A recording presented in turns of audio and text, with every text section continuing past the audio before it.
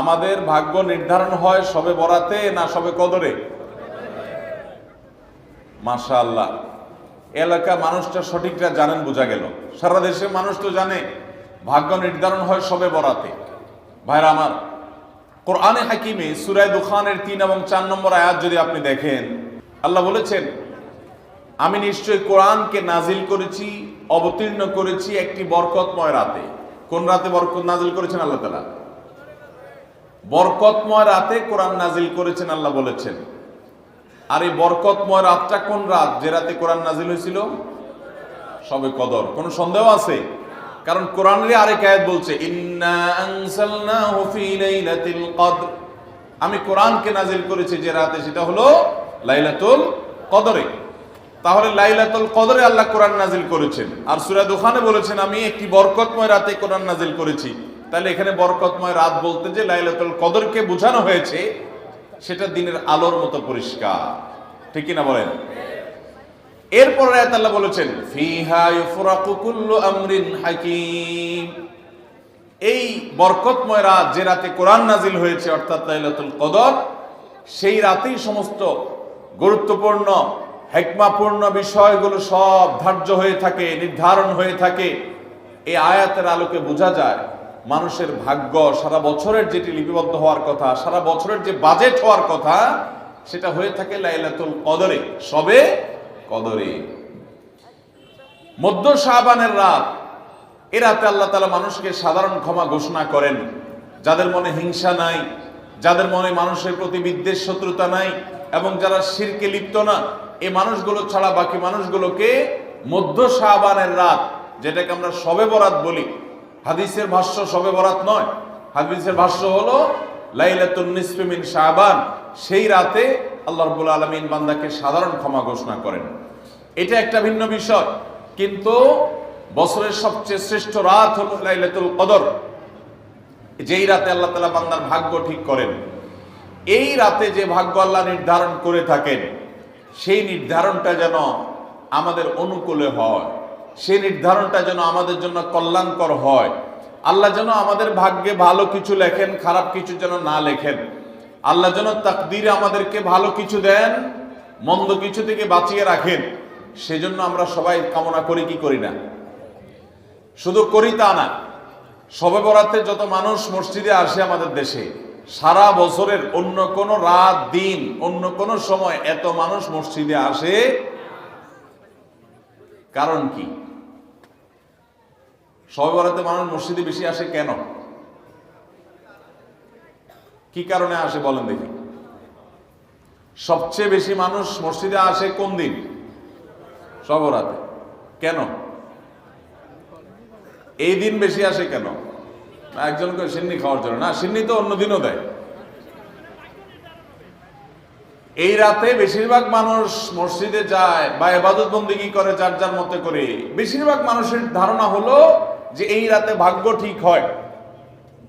যেহেতু ভাগ্য ঠিক হয়, ভাগ্য নির্ধারণ হয়, সেই জন্য এই রাতে মসজিদে যায়, ভিড় জমায়, যে একটা রাতে ইবাদত বন্দেগী করে যদি ভাগ্যটা নিজের অনুকূলে লিখে নেওয়া যায়, সারা বছরের ভালো কিছু লেখাই নেওয়া যায়, তাহলে তো সারা বছর ভালো থাকা যাবে। এই জন্য ওই একটা রাত একটু বেশি ইবাদতবন্দি করার চেষ্টা করে। ঠিক না বেঠিক?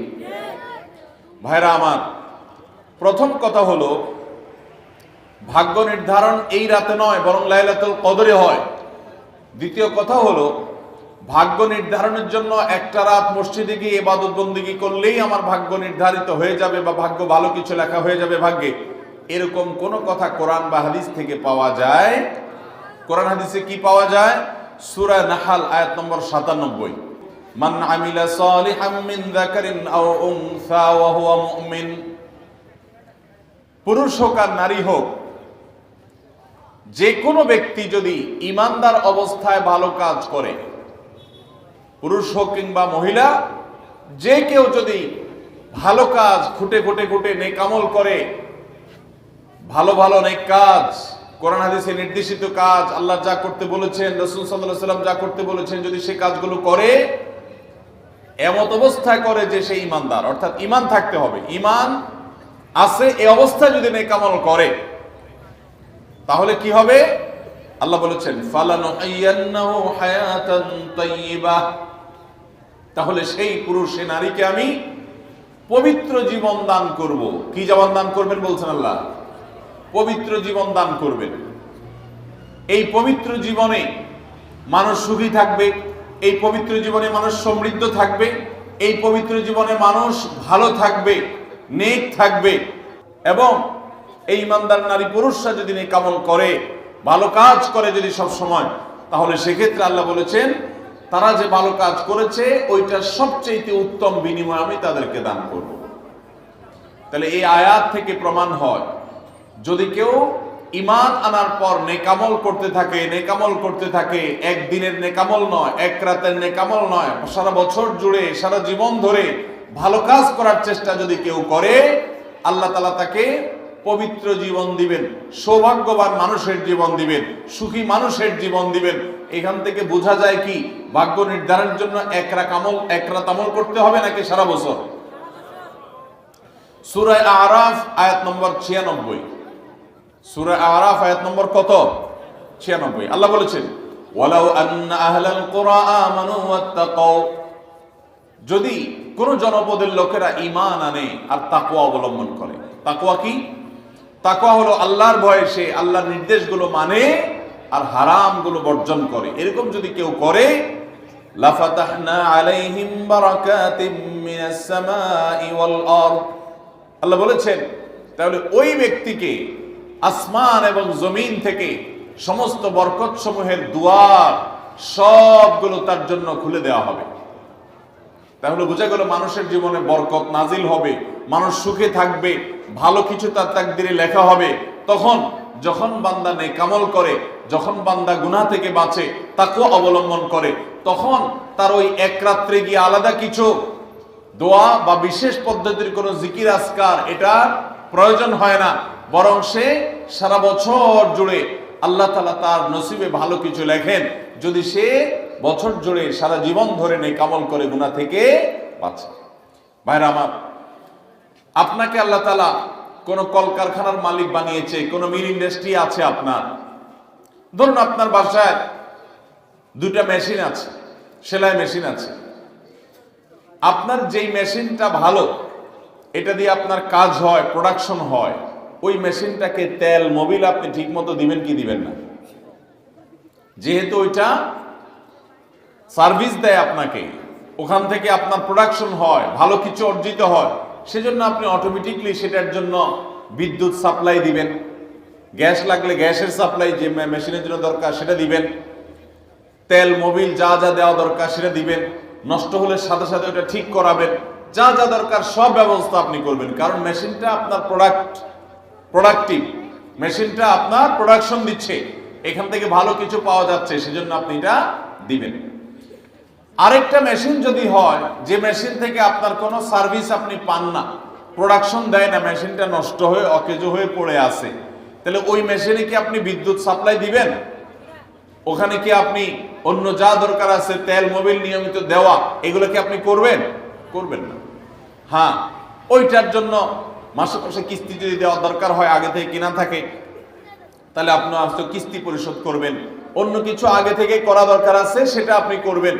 আল্লাহ রাব্বুল আলামিন ঠিক একইভাবে তার যে বান্দারা তার অনুগত থাকে, তাকওয়া অবলম্বন করে, হারাম থেকে বাঁচে, গুনাহ থেকে বাঁচে, ফরজ কাজগুলো করে, আল্লাহ তাআলা তার সেই বান্দাদের জন্য ভালো কিছু তাদের তাকদীরে লিপিবদ্ধ করেন, তাদের জন্য নসিবে ভালো কিছু রাখেন, তাদেরকে সুখের জীবন দান করেন, সৌভাগ্য দান করেন। আল্লাহ তাআলা প্রকৃত প্রশান্তি মনের সেটা দান করেন আল্লাহর ঈমানদার এবং নেককার বান্দাদেরকে, আমলে সালেহ কর্মওয়ালা বান্দাদেরকে, মুত্তাকি পরহেজগার বান্দাদেরকে। আর যারা আল্লাহর এই আনুগত্য করে না, যারা আল্লাহ রাব্বুল আলামিনের প্রতি ঈমান আনে না, যারা নেক আমল করে না, যারা তাকওয়া অবলম্বন করে না, এই মানুষগুলো তাদেরকে আল্লাহ তাআলা ওই দুনিয়াতে বেঁচে থাকার জন্য, দুনিয়া সিজনুল মুমিন ওয়া জান্নাতুল কাফির হাদিসে আসছে, দুনিয়া হলো ঈমানদারের জন্য জেলখানা আর কাফিরের জন্য, ঈমানদারের জন্য হলো জেলখানা আর কাফিরের জন্য জান্নাতের মতো যা খুশি করতে পারে। আল্লাহ তাআলা তাকে কিছু রিজিক দিয়ে বাঁচায় রাখেন, কিন্তু এই রিজিকের কোনো মূল্য আল্লাহর কাছে নাই।